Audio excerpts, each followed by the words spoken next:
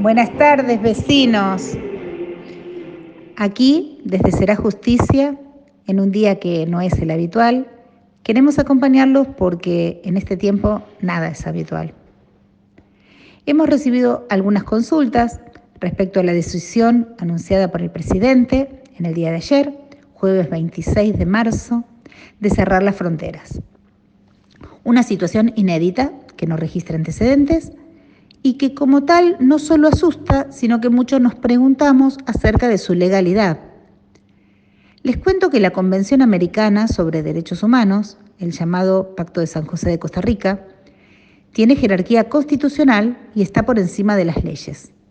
Es decir, que nuestro país no podría dictar ninguna ley ni disposición que lo contraríe. Esta jerarquía le está dada por la misma Constitución en el artículo 75, inciso 22. ¿Qué es lo que dice el Pacto de San José de Costa Rica?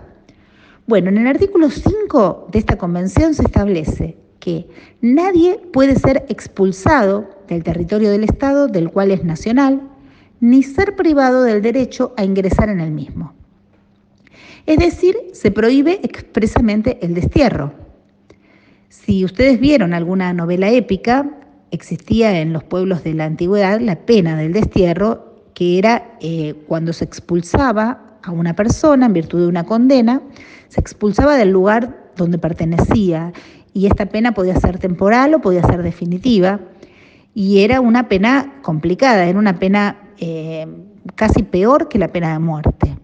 Se lo expulsaba por haber cometido un delito en general, y a veces en la antigua Grecia a los sospechosos de poner en riesgo la integridad de la soberanía también se los condenaba con esta pena del destierro. Esta pena fue muy utilizada, este tipo de condena, a fines de la Edad Media.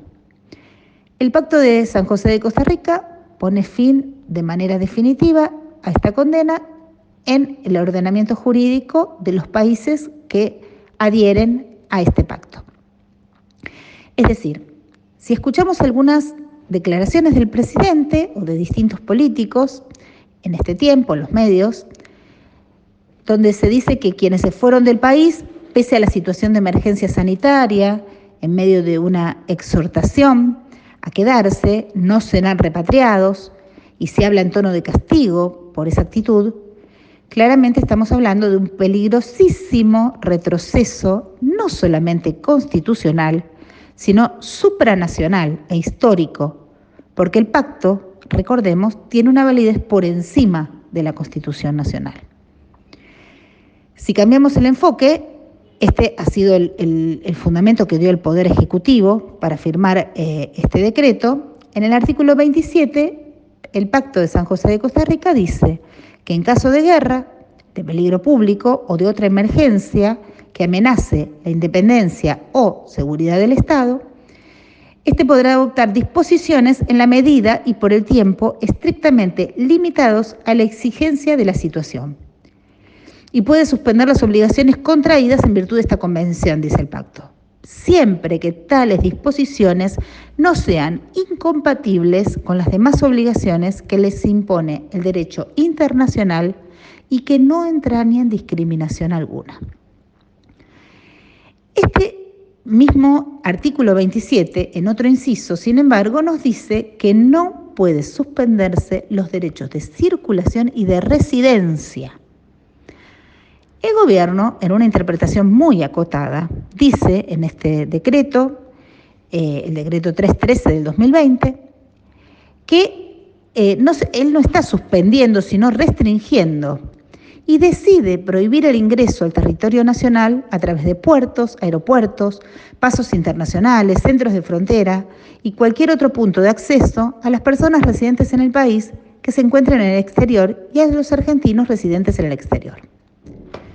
Por otra parte, está negociando diplomáticamente con el presidente de México el envío de un avión militar para repatriar argentinos varados allí. Es decir, que al establecer esta excepción existiría una suerte de discriminación con otros argentinos que se encuentran en distintos puntos del mundo.